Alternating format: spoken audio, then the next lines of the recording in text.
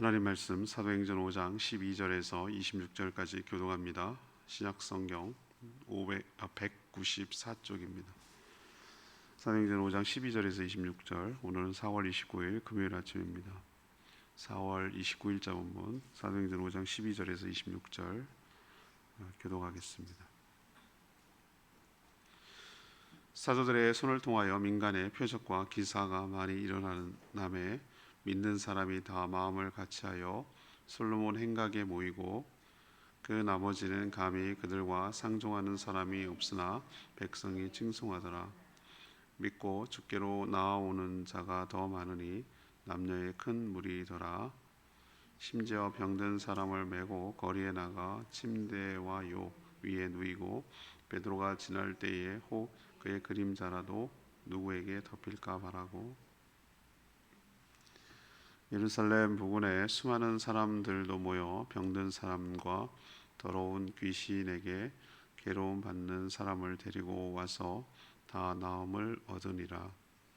대제사장과 그와 함께 있는 사람 즉 사두개인 당파와 다 마음에 시기가 가득하여 일어나서 사도들을 잡아다가 옥에 가두었더니 주의 사자가 밤에 옥문을 열고 끌어내어 이르되 가서 성전에 서서 이 생명의 말씀을 다 백성에게 말하라 하매 그들이 듣고 새벽에 성전에 들어가서 가르치더니 대제사장과 그와 함께 있는 사람들이 와서 공회와 이스라엘 족속의 원로들을 다 모으고 사람을 옥에 보내어 사도들을 잡아오라니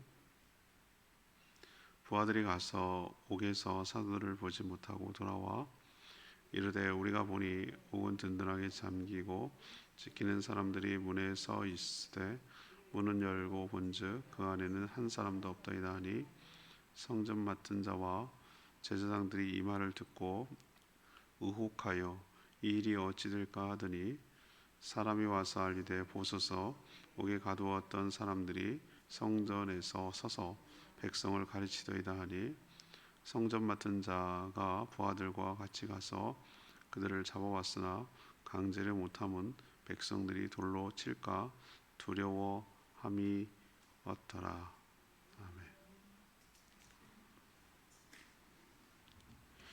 아멘. 사도들을 통해 표적과 기사가 많이 일어났습니다. 치유와 회복이 있자 많은 사람들이 모였고 또 그들을 칭송하기 시작했습니다. 하지만 종교 지도자들은 시기심이 생겨서 사도들을 옥에 잡아다가 옥에 가두었습니다.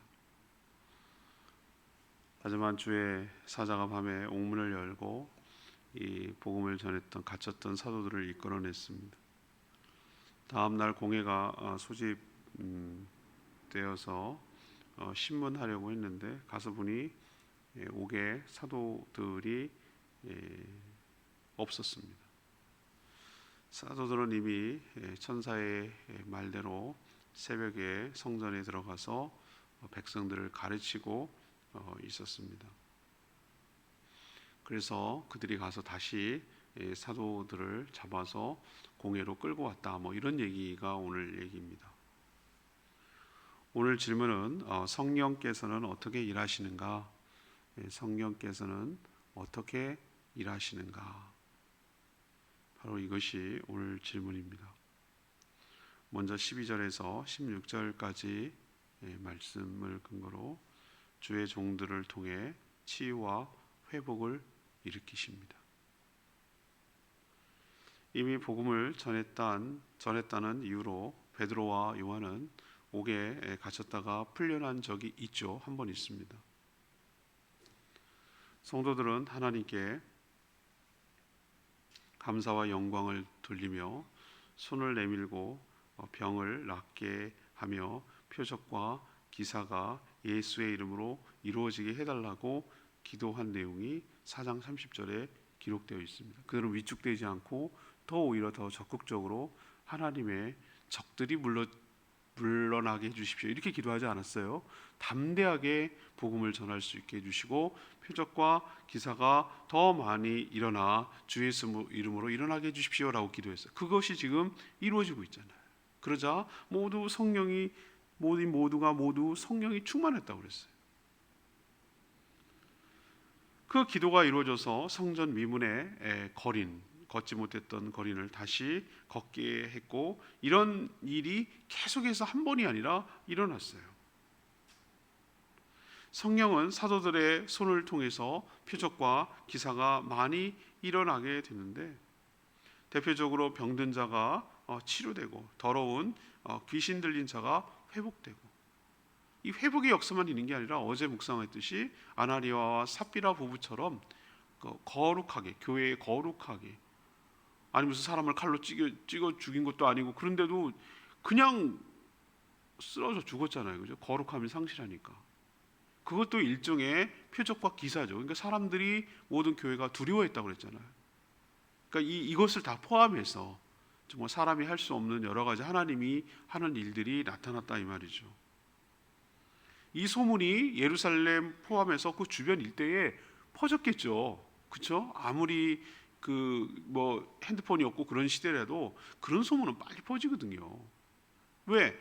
각 사람마다 한 집 걸로 한 집, 아니면 모든 사람들이 다 이런저런 문제를 가지고 있지 않은 집이 없어요. 지금이나 옛날이나 똑같아요. 지금처럼 의학이 발달하고 그래도 보세요. 지금 얼마나 우울증이 많은가. 많은 사람들이 우울증에 걸리고 질병 하나씩 안 갖고 있는 사람이 어디 있어요. 이런 질병, 저런 질병.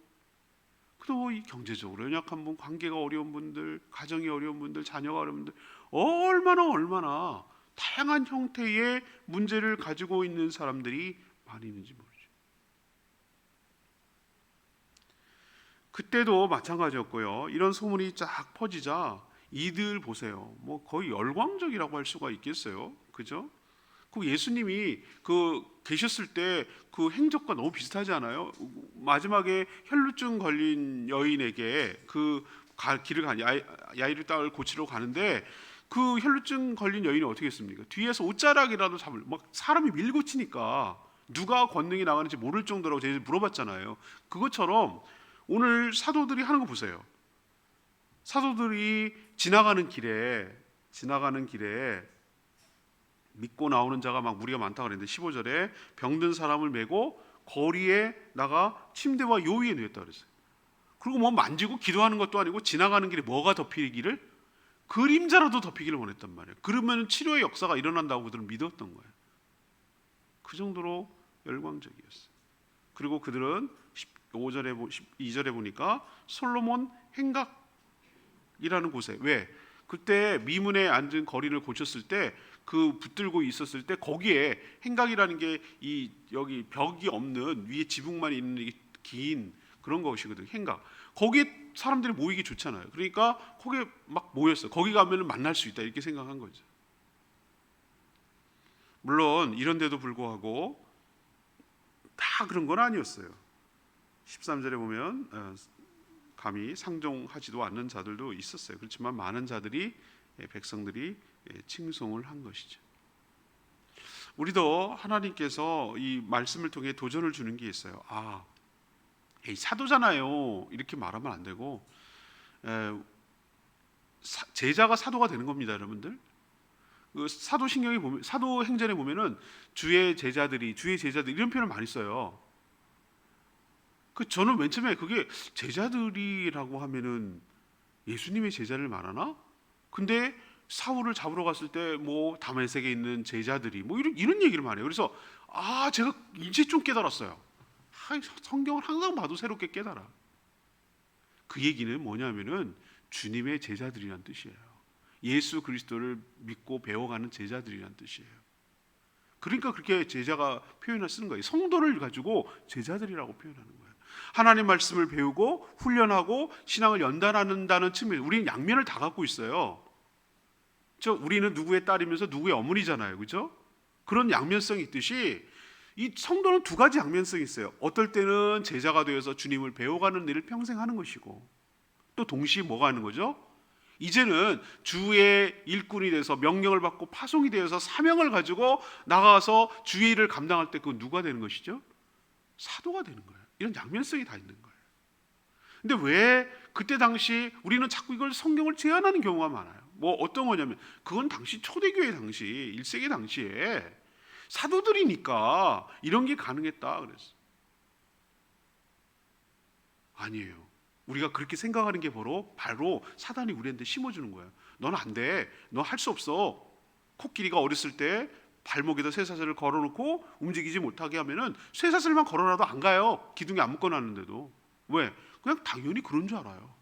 여기 밥 주지. 맨날 일해도 시키고 뭐라고 해도 그냥 자기가 덩치가 크고 힘도 센데도 그냥 말 들어요. 고분고분. 얼마나 생각에 갇혀 사는지 몰라요. 우리의 생각에 갇혀 살아요. 우리 안에 성령이 계신 줄로 믿습니다. 여러분 믿으셔야 돼요. 그러면 그 성령께서 우리를 통해서 놀라운 역사를 일으키실 줄로 믿습니다.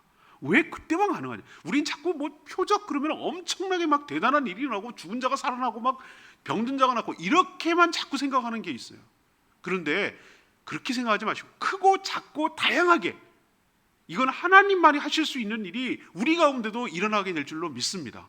그거를 볼 수 있는 눈이 열리도록 해달라고 하고 그런 믿음을 가지고 행할 수 있는 믿음을 달라고 성령 하나님 우리 안에 계셔서 역사하시고 기도하고 안수하고 선포할 때 하나님 우리에게도 놀라운 기적이 표적이 일어나게 하여 주시옵소서. 우리를 통하여 역사하여 주시옵소서. 이런 믿음을 가지고 행할 때 이런 놀라운 일들이 그때만 아니라 지금도 저는 일어난다고 확신하는 사람이에요.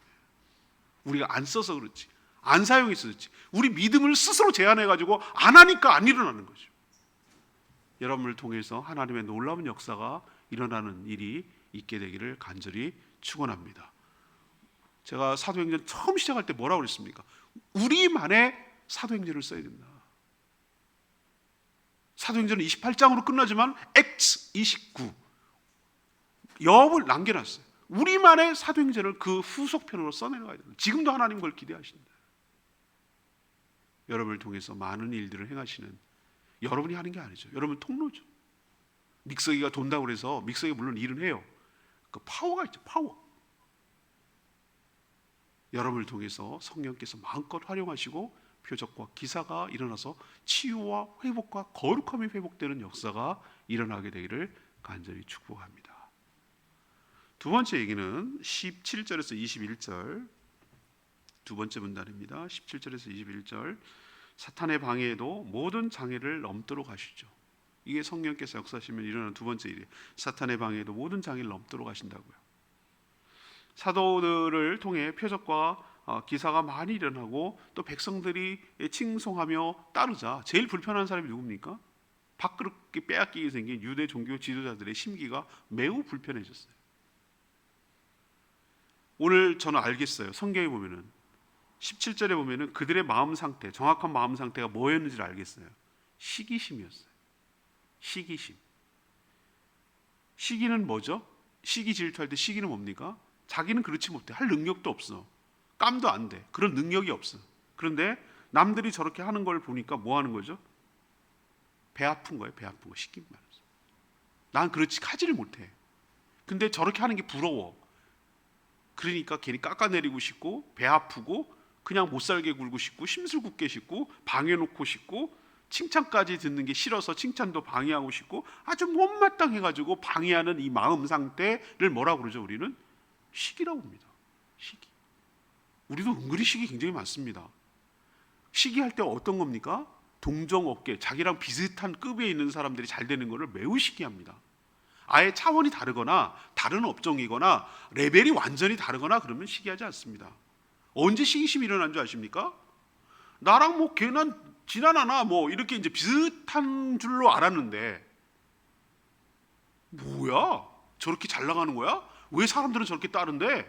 또 보니 뭐 치료도 일어나고 막 병든 자도 낫고 그러니 자기는 능력이 없어. 근데 저렇게 하니 뭐 그냥 배 아픈 거지. 뭐라고 할 말은 없고 그냥 싫은 거지. 이게 시기심이에요. 정확한 표현. 결국은 그들이 할 수 있는 게 뭡니까? 가지고 있는 특권, 권한을 이용해서 방해하는 거죠. 그들이 권한이면 종교권, 교권이죠. 교권. 그걸 가지고 사도들을 붙잡아서 무슨 근거입니까? 예수를 전했다는 이유. 그것을 근거로 사실은 왜 고쳐줬어? 라는 걸 잡아오면 웃기잖아요. 예수를 전했다는 이유로 죽였는데 얼마 전에. 그래서 옥에 가뒀어요. 그렇게 제안을 하면, 그를 가둬두면 표적과 기사가 일어나지 못해서 백성들의 마음이 어쩔 수 없이 자신들에게로 돌아올 줄 알고 그렇게 한 거죠. 이들이 할 수 있는 꼼수는 이거밖에 없어요. 이게 사단의 마음이에요. 하나님급이 안 되거든. 자기는 어떻게든 하나님 마음을 자기에게로, 자기도 영광 받고 싶으니까, 자기의 늘 수하에 두고 싶으니까. 이게 사단의 마음이에요. 시기심이 든 거예요. 하나님에 대한 시기심. 하나님은 시기 대상이 아닌데 이런 식이에요. 이게 바로 사단의 모습이 이런 사람의 형태로 나타나는 거죠. 아까 1번에서 말했듯이 하나님의, 주님의 제자들, 예수 그리스도의 제자들이 성경을 통해서 역사가 일어나고 하나님의 놀라운 일이 일어나듯이, 하나님을 믿지 않고 하나님 반대하는 자들, 예수 불신하는 자들은 이런 식으로 사단의 수하가 돼서 종이 돼가지고 자기가 하는 일, 자기는 시기심에 충만했지만 그 시기심을 충동치라는 게 누구냐 말이에요. 힘을 불어넣는 게. 사단이 그런 마음을 넣어서 복음을 방해하고 주의 종들을 잡아가고 박해하고 이렇게 하는 거죠. 항상 그랬어요. 영적으로 눈으로 보면 이게 보여요. 사람은 연기를 하고 뒤에서 감독이 있단 말이에요. 하지만 사도들을 가둔 옥에서도 성령의 역사는 일어났어요. 이걸 제한할 수가 없어요. 성령의 역사는 훨씬 더 뛰어넘는 거예요. 무엇으로도 막을 수 없다는 거예요. 밤에 주의 사자가 사자를 보냈어요. 옥문을 열었어요. 사도들을 끌어냈어요. 옥은 단단히 잠겨 있었고 옥을 지키는 사람도 있었어요. 사도들만 연기처럼 쏙 빠져나왔어요. 이게 가능합니까? 가능합니다. 놀라운 역사가 성령께서 이루어지는 거죠. 마치 부활하실 때 예수님의 몸이 그 세마포에 감싸 있는데 그 시신만 싹 빠져나왔어요. 형태는 그대로 꼬치처럼 있었어요. 그거 비슷해요. 사람이 있는데 옥문을 가둘 수가 없었어요. 빠져나왔어요. 왜 그렇게 하셨을까요, 성령이? 그 이유는 20절에 나오잖아요. 가서, 주의 사자가 사도들에게 하는 말이, 가서 성전에 서서, 저는 이 표현 너무 좋아요. 이 생명의 말씀을 다 백성에게 말하라. 이 표현. 성전에 가면 좀 이따 얘기하겠지만 잡혀올 걸 압니까, 모릅니까? 이게 도망가는 게 목적이에요? 만약에 이 사도들을 빼돌리고 잡히지 않게 하려면 성전에 가서 하라 그러면 돼요?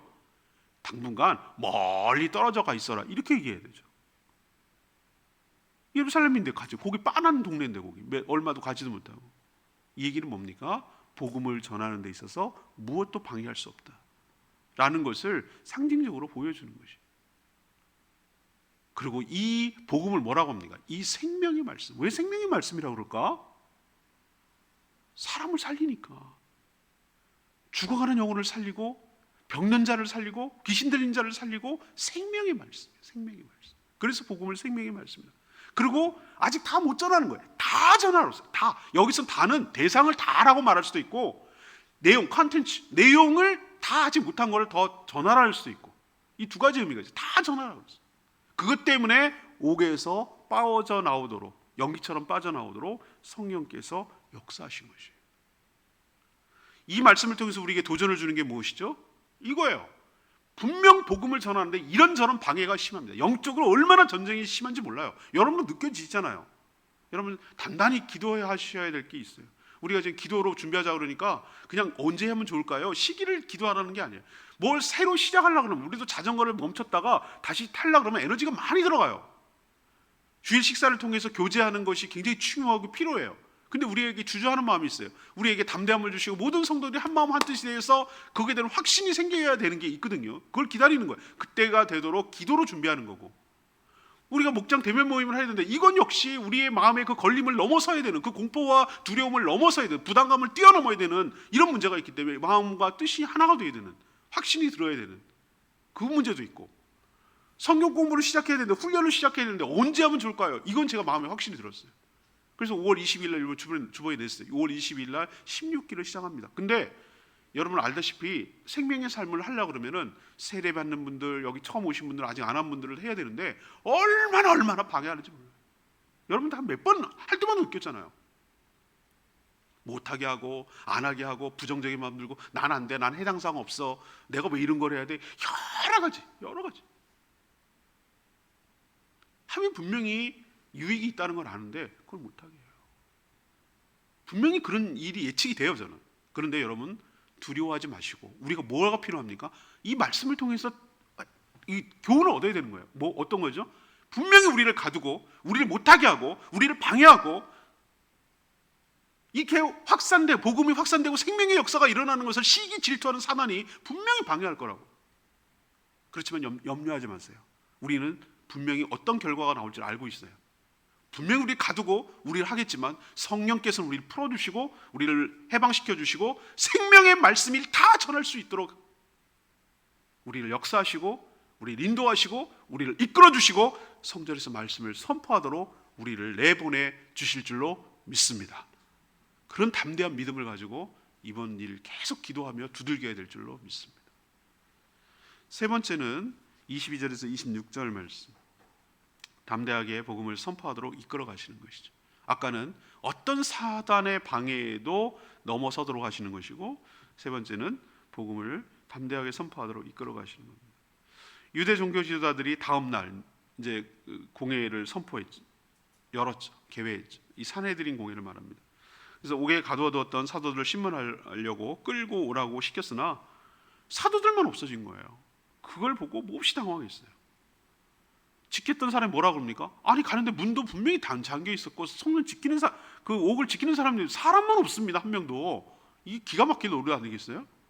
그래서 이상하게 생각을 하고 있는데 그때 마침 누군가 와서 그 갇혀있던 사도들이 벌써 새벽부터 성전에 나가서 백성들을 가르치고 있습니다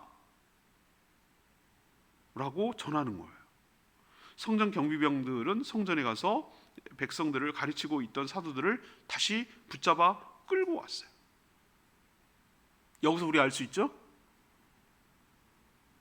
이들이 몸을 피하기 위해서 빠져나오겠습니까? 아니요. 말씀을 전하기 위해서 그러라고 그랬잖아요. 그렇지만 오늘 표현이 뭡니까? 강제로 거칠게 할 수 없었던 것은 무엇 때문이다? 백성들이 경비병들을 오히려 돌로 칠까 두려워했기 때문이다. 이런 표현을 쓰고 있어요. 그만큼 백성들은 벌써 사도들을 칭송했고 복음을 듣고 예수 그리스도를 믿는 자들이 훨씬 더 세가 많아졌다라는 것을 의미하는 거예요. 만약에 사도들이 체포되어 옥에 갇히는 것이 두려웠다면 옥에서 풀려나와도 성전에서 생명의 말씀을 가르치는 것을 주저했을 거예요. 그러나 그들은 성령께서 복음이 전파되는 것을 원하시며 모든 방해를 뚫고 이거 잡아도 또 뚫고 좀 내일 이제 묵상하게 되겠지만 뚫고 또 이끌어 가실 것을 믿었기 때문에 그들은 갇혀 있으나 풀려 있으나 오로지 어떤 형태든지 언제든지 어디서든지 복음을 전파하는 데만 집중하고 신경 썼어요. 이것이 바로 성령께서 우리를 이끌어가고 사도들만 아니라 우리도 이끌어가는 방식이고 우리가 해야 할 사명인 줄로 믿습니다. 우리가 먹고 사는 게 있죠. 그러나 단순히 먹고 살기만 하고 생존만 한다면 우리 삶이 무슨 의미가 있겠어요? 생존만 한다. 그냥 살아남았다. 물론 먹고 사는 것도 몹시 힘들어요. 압니다. 그러나 여러분, 하나님께 받은 은혜, 하나님께 받은 사명이 뭐겠어요?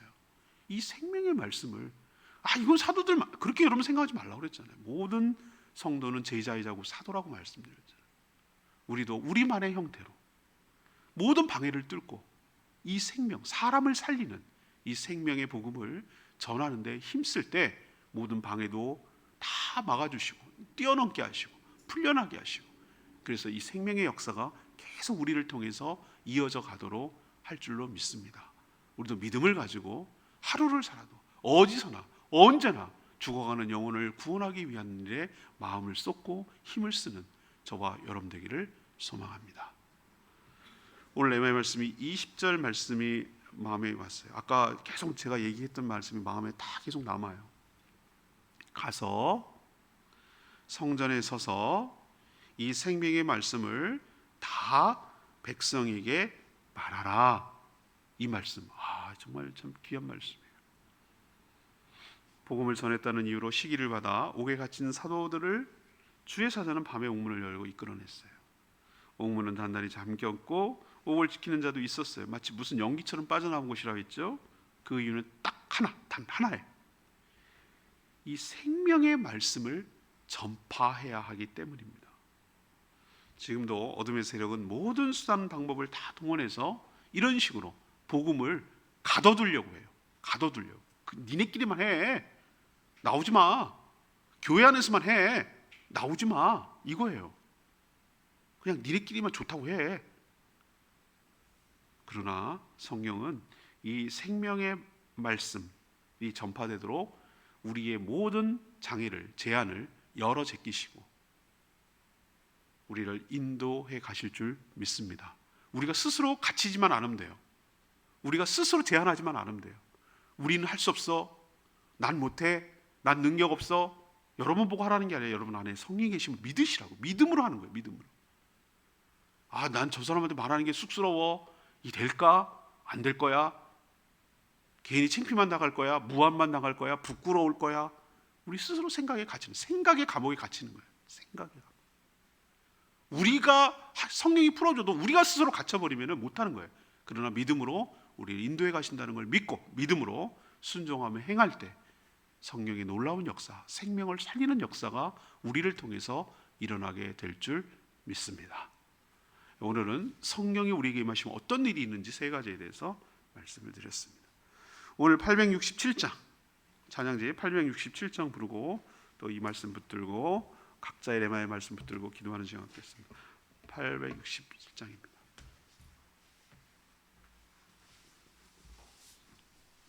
찬양지 867장 예수 이름이 온 땅에 우리 힘차게 찬양하겠습니다. 예수 이름이 온 땅에 퍼져가네. 잃어버린 영혼 예수 이름 그 이름 듣고 돌아오네. 예수님 기뻐 노래하시리. 잃어버린 영혼 돌아올 때 예수님 기뻐 춤추시리. 잃어버린 영혼 돌아올 때 예수 이름이 온 땅에 선포되네. 하나님의 나라 열방 중에 임하시네. 하나님 기뻐 노래하시리. 열방이 주께 돌아올 때 하나님 기뻐 춤추시니. 열방이 주께 돌아올 때 그렇습니다. 우리가 성령으로 충만하여 생명의 말씀을 정해 죽어가는 영혼, 생명을 살리는 역사가 일어날 때 주님이 기뻐하실 줄 믿고 우리가 하루를 살아도 그게 바로 가치 있고 의미 있는 삶을 살게 될 줄로 믿습니다.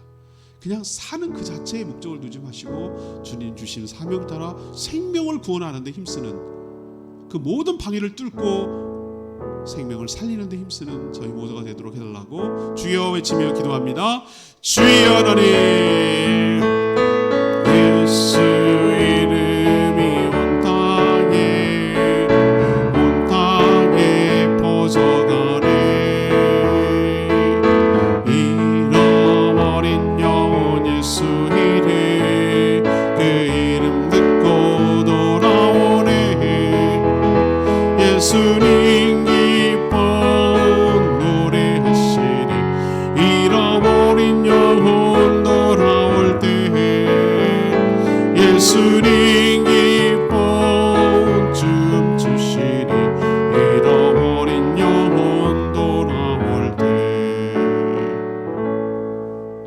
하나님 지금도 성령께서 생명의 말씀이 전파되도록 우리를 가두는 모든 장애물을 걷어주실 줄 믿습니다.